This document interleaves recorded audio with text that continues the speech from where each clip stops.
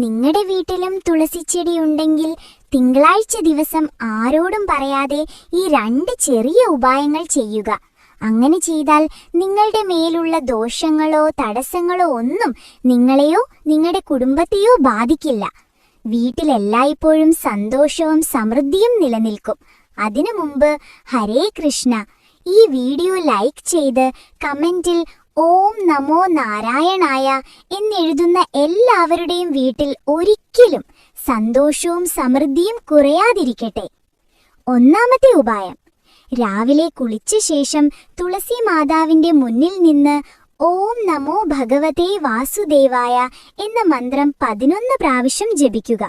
തുടർന്ന് തുളസിക്ക് വെള്ളം സമർപ്പിച്ച് മനസ്സിലൊരു ആഗ്രഹം ചോദിക്കുക. തുളസി മാതാവ് അത് നിറവേറ്റുമെന്നാണ് വിശ്വാസം. രണ്ടാമത്തെ ഉപായം, തുളസി ചെടിയുടെ അടിയിൽ കുറച്ച് പച്ചയരിയും മഞ്ഞളും സമർപ്പിക്കുക. ഇത് വീട്ടിലെ നെഗറ്റീവ് ഊർജം നീക്കി നല്ല ശാന്തിയും പോസിറ്റീവ് ഊർജവും നൽകുമെന്നാണ് വിശ്വാസം.